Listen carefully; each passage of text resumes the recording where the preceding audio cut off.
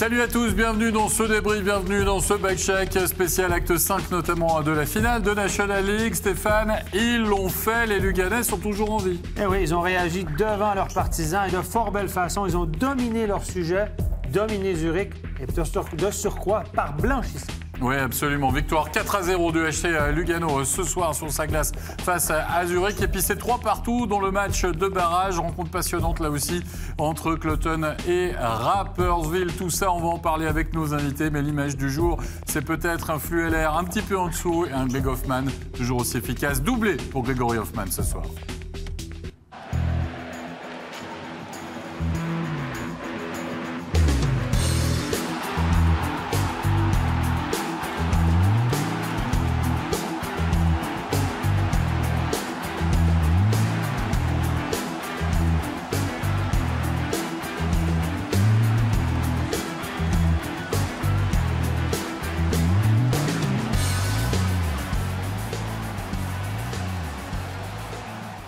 Invité ce soir pour ce back-check, nous sommes en présence de Benoît Yecker, en présence de Serge Pelletier, de Stéphane, bien sûr. Messieurs, on va revenir tout d'abord, si vous le voulez bien, sur cet acte 5. On le savait, ils avaient le couteau sous la gorge, les Luganais. Ils devaient absolument s'imposer ce soir, sinon Zurich était sacré. Eh bien, Lugano a une nouvelle fois rendu une copie presque parfaite. En tout cas, ça a été un match plein, un match intense. On attendait à ce que les Luganais fonce, Serge, au but. Ça a été le cas puisque l'ouverture du score est tombée après moins d'une minute de jeu quasiment lors du premier shift. C'est Gregory Hoffman qui va profiter justement de cette passe de Lapierre avec un puck un petit peu sautillant en zone neutre. Oui, exactement. C'est un puck qui dévie un peu chanceusement pour Lapierre en zone neutre et puis une passe lumineuse à Hoffman. De l'autre côté, je tiens quand même à mentionner le bon travail de Lajunen qui attire tout le monde avec son drive de net, comme on appelle dans le langage, qui fait un excellent travail sans le puck. Et Zurich, franchement, a beaucoup de difficultés à se montrer dangereux pendant ces 20 premières minutes de jeu. Certes, il y a le poteau là, de Romanvik, mais c'est quasiment tout. Hein. À Zurich, finalement, Benoît Yecker, on a le sentiment qu'il n'arrivait pas à tenir le rythme imposé par Lugano. Ouais, c'est vrai que Lugano sont entrés vraiment fort dans ce match. Ils ont donné le ton, comme on dit. Et après, ils ont quand même tenu un deuxième tiers qui était quand même de 0-0. Donc, ça restait qu'à 0. Et après, voilà, les goals se sont enchaînés au troisième tiers.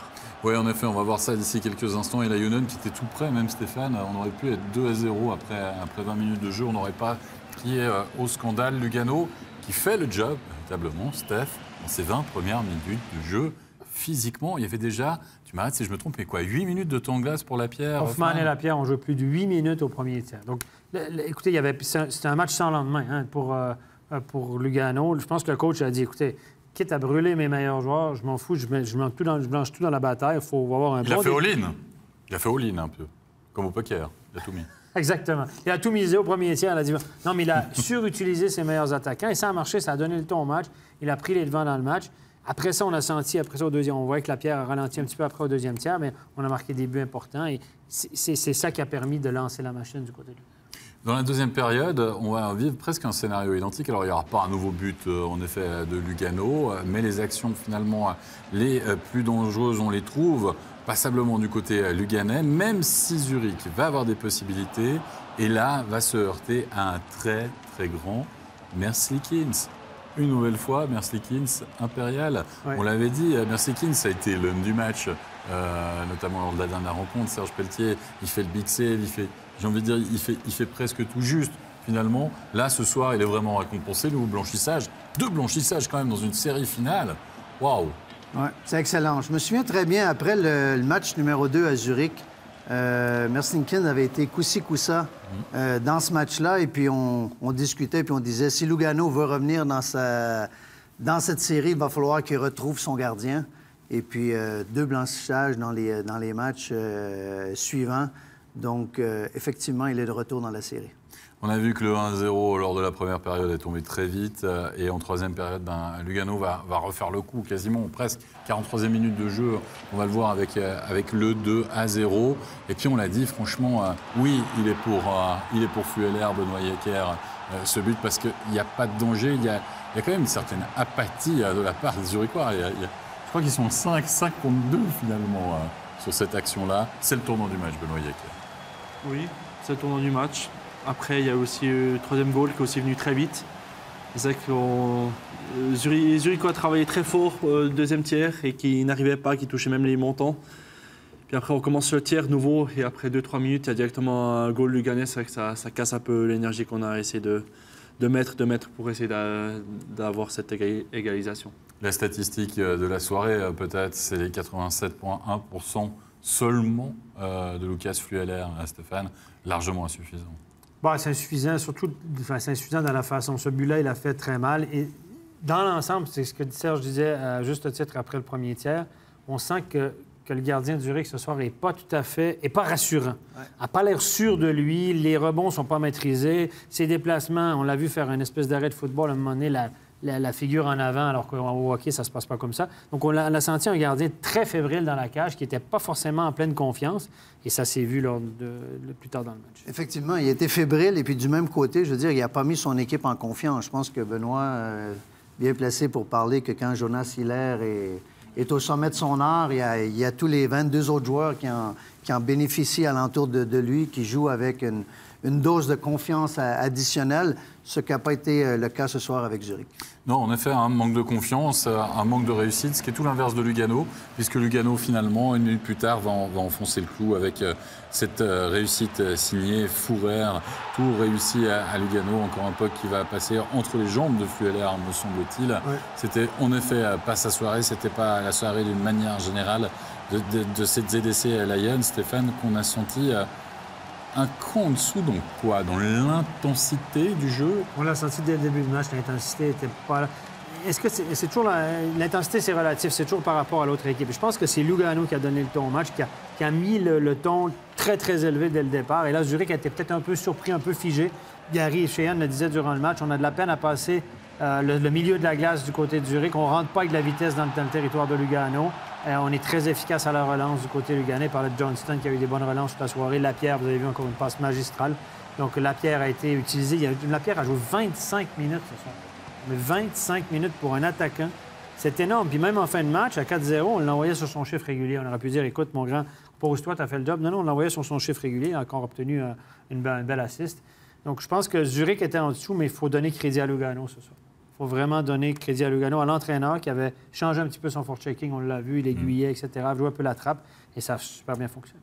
Ça a très bien fonctionné, en effet. On imagine la satisfaction dans les rangs du HC. Lugano, on va écouter une réaction justement à l'issue de cette belle victoire 4-0. On l'a vu, il a marqué 2 fois ce soir. On va écouter tout de suite Grégory Hoffman. Avec Grégory Hoffman, victoire 3-0 dans ce match. C'était une victoire très importante pour vous ce soir. Ouais, 4-0, mais c'est pas grave. Ouais, grosse victoire, on a joué solide, on savait qu'on n'a plus rien à perdre ce soir. Je crois qu'on a joué très bien défensivement. On a construit sur ça, sur le premier goal aussi, c'était important de le marquer. Et puis après je crois qu'Elvis a fait à nouveau un gros match. Et on sait qu'on doit jouer avec nos émotions maintenant et avoir du plaisir sur la glace. Vous avez surtout très bien appliqué le plan de match aujourd'hui. Ouais, je crois que dans les 3 zones défensives, neutrales et puis offensives, on a fait le job. On a joué à 5. En zone offensive, on a tenu plus le puck que les derniers matchs. On a eu beaucoup plus d'occasions et c'est comme ça qu'on doit jouer. 4 jours de repos avant d'attaquer ce 6e match à Zurich, ça va faire du bien? Ouais, ça va faire du bien. Je crois que pour les 2 matchs, les deux équipes, pour nous, c'est clair qu'on doit au plus vite oublier cette victoire, se reconcentrer. On sait qu'on n'a de nouveau plus rien à perdre. On doit avoir du plaisir à aller jouer à Zurich et puis ramener une victoire. Puis après, on verra la suite. Merci beaucoup, Grégory, et bonne suite. Il a le sourire, Grégory Hoffman. Hein. C'est plus simple. Hein. Après un succès 4-0, bien sûr, d'aller répondre à nos questions. Petite barbe de play-off aussi. Hein? Petite barbe de... duvet ici, là, hein? Ouais, un peu comme Benoît. Là. Oh, ça peut raser quand même. Depuis. Allez, on va laisser les considérations capillaires, dirais-je, ou en tout cas au niveau de la pilosité, pour quand même parler de ces 4 jours. Il y a quand même une particularité, 4 jours, Serge. On a l'habitude de jouer tous les 2, tous les 3 jours. Là, on a parlé de l'intensité quand même de ce match. En effet, Lugano, on y allait, j'ai envie de dire, à fond. 4 jours de repos, clairement, c'est un avantage pour Lugano ou pour Zurich? Bon, disons que Lugano, ce soir, ils ont utilisé beaucoup moins de joueurs que Zurich. Donc, quelque part, ils devraient devoir plus se reposer. Par contre, dans les derniers instants du match, j'ai vu un Lugano qui patinait plus ardemment, plus intensément que Zurich. Donc, je me pose la question si ça ne va pas également profiter à Zurich. À voir, à voir. Et au niveau du coaching, on a parlé de la différence de coaching, Stéphane. On a plus, un Greg Ireland qui a réussi son coup, finalement, ce soir. Du côté d'Hans Kosman, on l'a vu très fort, quand même, tactiquement, notamment contre Berne en demi-finale. On a vu cette équipe de Zurich pouvoir s'adapter aussi en cours de série. Il doit changer quelque chose? Moi, je ne sais pas s'il peut changer vraiment du tout au tout. Est-ce qu'on va remettre tout à coup Pelletier dans l'alignement? Est-ce qu'on va ramener Seger à la place du petit Bernier? Bernier a joué 11 minutes. Est-ce qu'il va déjà changer quelque chose au niveau de l'alignement? C'est la question qu'on se pose. Et Zurich a été très bon à la maison jusqu'à maintenant. Et puis, à Lugano, c'est 2 blanchissages à Lugano, 3-0, et puis ce soir 4-0. Moi, je m'attends à ce que le Zurich sorte forte parce qu'à la maison, on les sent vraiment transporter beaucoup plus d'énergie. Ils ont dominé tous les matchs qu'ils ont joués à la maison, ils les ont dominés. Ouais. Les matchs 3 et 5 à Lugano, Zurich n'a définitivement pas été à la hauteur. Et puis, qu'est-ce qui me surprend un peu dans cette série-là, si on parle au niveau tactique, c'est que Zurich a gagné ses 2 premières séries en mettant beaucoup d'intensité avec ses 4 blocs employés régulièrement tout au long de la série. Là, maintenant, Lugano force un peu la série en utilisant seulement 3 blocs, mais de l'autre côté, Zurich va aussi répondre en utilisant 3 blocs également pour contrer justement les meilleurs éléments du côté luganais. Donc, ça change un peu l'approche que Zurich avait dans les 2 premières séries de play-off. Donc, c'est Zurich qui est en train de s'adapter à la tactique de Lugano. Exactement. Donc, le momentum change. C'est comme si c'est Lugano qui menait le tempo, puis Zurich dit on va s'adapter, alors qu'on avait l'impression que Zurich menait la danse contre Berne, a mené la danse au début de contre Zug, en tout cas dans les 4 derniers matchs. Mais c'est ça, Benoît Yecker. D'accord, Zurich mène toujours 3-2, a toujours là, finalement le POC de match à domicile, est très fort à domicile, etc. Mais n'empêche que pour les 2 dernières sorties à la Resaga de l'équipe zurichoise, 3-0, 4-0, si ça se passe mal du côté du Hallenstadion, il se retrouve quand même dans une situation délicate. Voilà, c'est là où Zurich a marqué 1 but en 3 matchs à Lugano. 1-0 le premier match. Pas beaucoup. Est-ce que vous êtes dans les culottes, les pantalons je vais reformuler ma question. Vous ne voulez pas aller faire un match 7 à Lugano? Je reformule ma question pour Benoît. Est-ce que c'est le tournant de la série maintenant? Est-ce que Lugano a le momentum finalement? C'est pas le tournant, mais disons que, comme on l'a dit avant, ils ont 4 jours de pause. Donc effectivement, des gens comme Lapierre ou comme ça vont quand même jouer énormément pour des attaquants.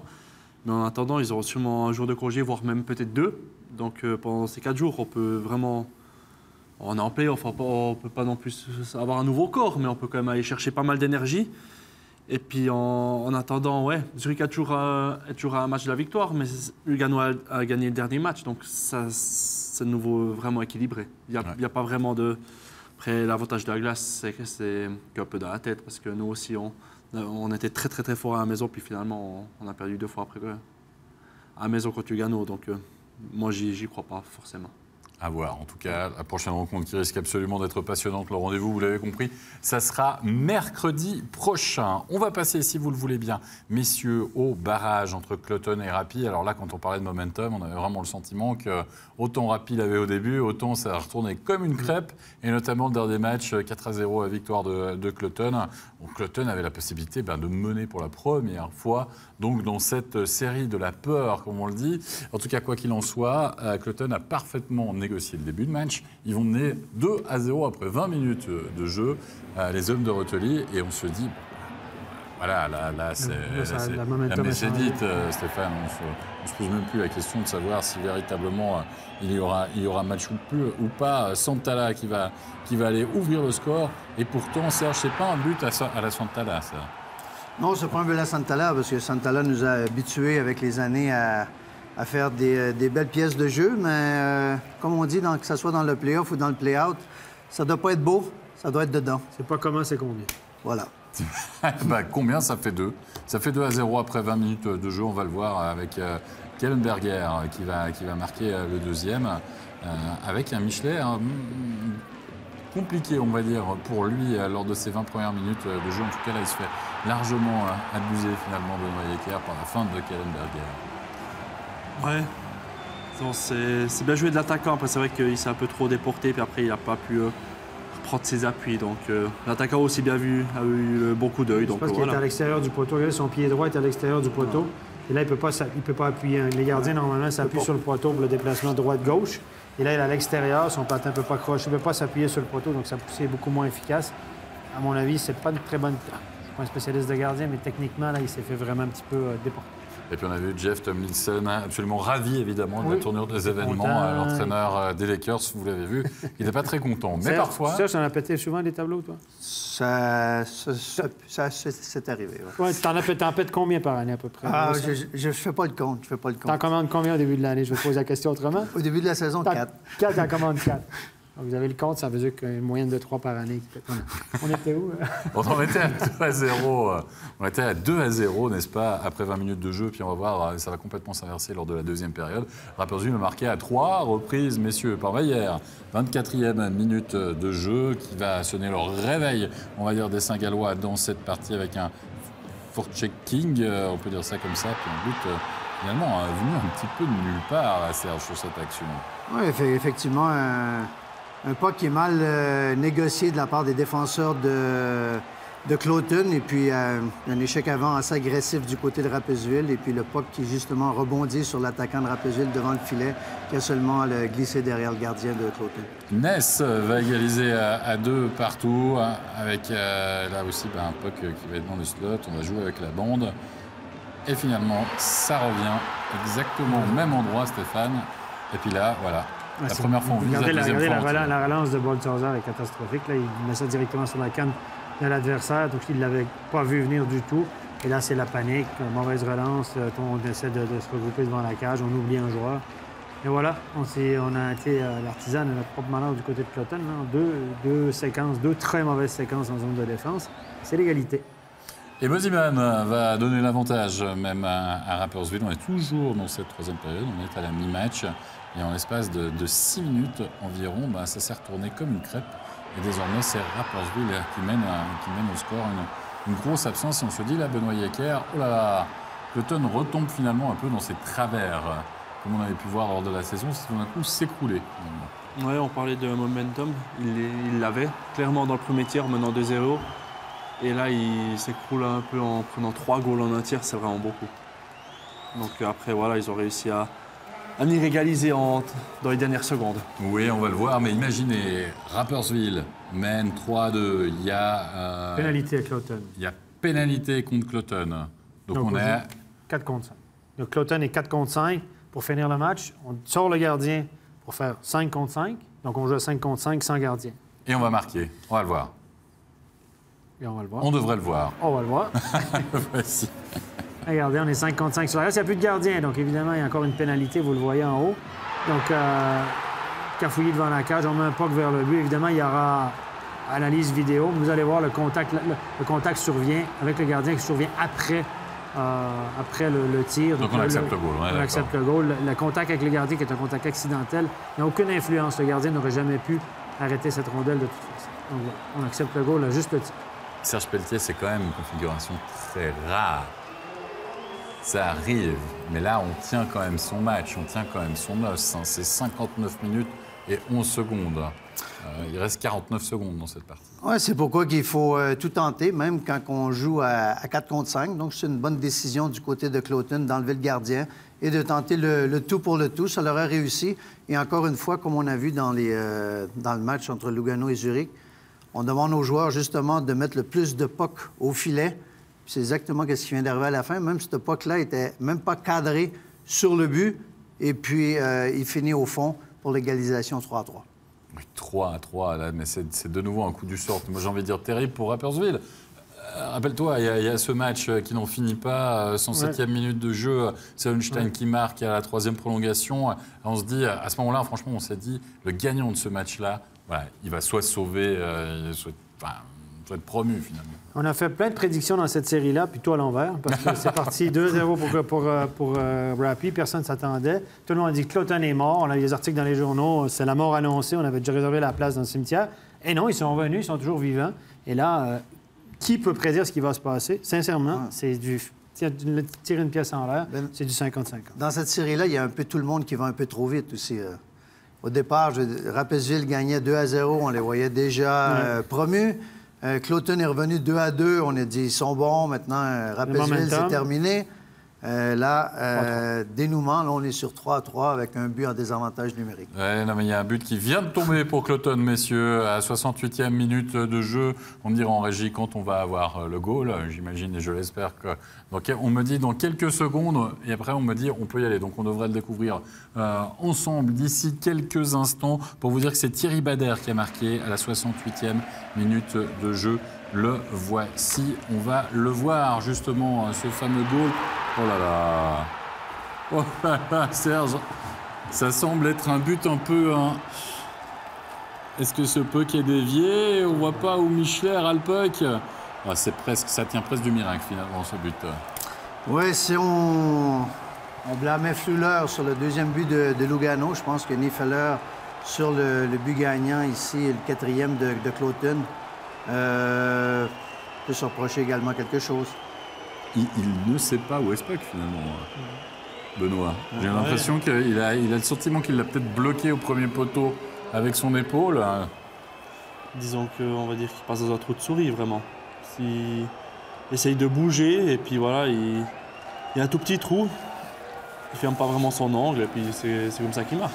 Oh, le coup du sort. Le coup du sort. Cloton qui s'impose. Cloton qui mène désormais 3-2 dans la série avec ce but de Lunstein qui a égalisé, c'est bien ça, à 49 secondes de la fin. Et puis en plus, ce but-là en prolongation, celui-là aussi, il va faire mal.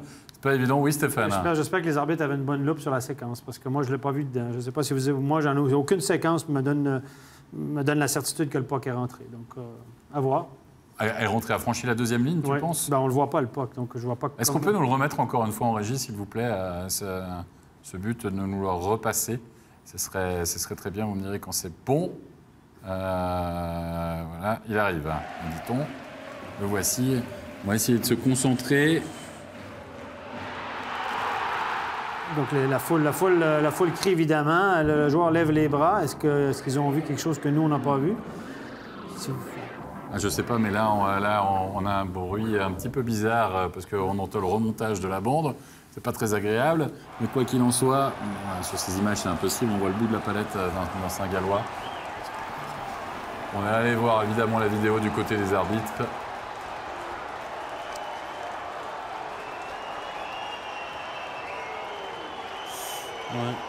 Et apparemment, on va faire confiance aux arbitres sur ce coup-là, parce que nous, on n'a pas la loupe évidemment pour regarder ça, mais c'est un but qui peut être éventuellement contesté ou controversé. En tout cas, Benoît, vous pouvez commencer à faire votre sac. Ça semble assez bien parti pour Cloton, puisqu'il mène 3-2 dans ce barrage. Alors, on va maintenant ouvrir, si vous le voulez bien, une page NHL, puisque Outre-Atlantique, vous le savez, bien sûr, on vous en parle à chaque fois que nous avons back-check de ces playoffs au niveau de la NHL, des playoffs absolument passionnantes. On savait déjà, Stéphane, que Vegas était qualifié. Est-ce qu'il y a de nouvelles équipes qualifiées? Oui, il y a évidemment les Sharks de San Jose qui se sont imposés et qui ont gagné leur série 4-0 contre les Ducks. C'était très proche. Il y avait 1 point de différence en saison régulière entre les deux équipes. Celle-là, on le savait, elle était déjà terminée. Winnipeg a mis un terme à la série en 5 matchs relativement facilement. Les 2 derniers matchs, blanchissage de Hellebuck. Hellebuck, le gardien de Winnipeg, qui est en nomination pour le trophée Vézina, remis au meilleur gardien dans la saison. Il est dominant. Donc, blanchissage, victoire relativement facile de Winnipeg. Nashville menait 3-1, un peu comme Zurich. S'est fait surprendre à la maison lors du match numéro 5, a perdu ce match, doit se déplacer maintenant au Colorado, mais ils sont toujours en avant 3-2 dans la série. Ça, c'est pour la conférence de l'Ouest. Dans l'Est, Tampa Bay pourrait mettre un terme à la série cette nuit, mène 3-1 contre New Jersey, a gagné le 2e match au New Jersey. La série se transporte à Tampa Bay. Boston a gagné le 2e match à Toronto, sur la glace, évidemment, de l'équipe de Mike Babcock. Là, le match cette nuit aura lieu à Boston, et Boston pourrait mettre un terme aussi à cette série et l'emporter 4-1. Austin Matthews est plutôt absent dans cette série, sous les feux de la rampe, un petit peu sous les feux de la critique. 2-2 entre Washington et Columbus. 2 matchs, encore une fois. Donc, l'avantage de la glace dans cette série n'existe pas, puisque Washington avait perdu les 2 premiers matchs à la maison et a gagné les 2 matchs suivants à Columbus. Et Pittsburgh aurait pu mettre aussi un terme à la série, menait 3-1, s'est fait surprendre à la maison par les Flyers de Philadelphie. Il doit se déplacer à Philadelphie. C'est pas commode pour le match numéro 6. Ce sera demain en après-midi. Oui, merci Stéphane. Et on va passer aux images maintenant, bien sûr, en commençant par la conférence Est, si vous le voulez bien, et Tampa face à New Jersey. Et Tampa qui maîtrise son rôle finalement de favori avec là aussi de l'efficacité au niveau des buteurs, Stéphane. Ouais, Kucherov, 3 points, 2 goals, en a 6 derniers buts dans la cage vide. Et ça, c'est le match à Toronto. Belle passe de Pasternak pour Marchand. Marchand qui a écrit le 2-1, synonyme de but gagnant finalement face à Toronto. C'était il y a 2 jours. Et puis ça, c'est le but d'Alexander Ovechkin. Ovechkin, 2 points, un but, un assist. Kuznetsov, 3 points. Donc les 2 Russes de Washington qui performent dans cette série. C'est 2-2, on le rappelle. Ça, c'était le match de mercredi soir, pardon, entre Philadelphie et Pittsburgh. Et Crosby est allé de 2 superbes pièces de jeu, dont ce but. Mais hier soir, évidemment, les Pingouins se sont fait surprendre à la maison. On l'a dit, un but de Sean Couturier avec 1 minute 15 à faire dans le 3e tiers. Sean Couturier qui était annoncé absent pour le match, blessé, avait raté le match précédent, était dans l'alignement. Et Couturier qui était en nomination pour le titre, le trophée Selke remis au meilleur attaquant défensif de la Ligue. Oui, et quand même, Philadelphie qui pose des problèmes à Pittsburgh. Messieurs, je ne sais pas ce que vous en dites, mais c'est plutôt étonnant, Serge. Bien, disons que Philadelphie a une excellente saison cette année, beaucoup mieux que la saison passée. Et puis, comme on dit souvent, le play-off, c'est une autre saison. Ça joue très intensément. Pittsburgh se pensait déjà peut-être avoir passé le tour.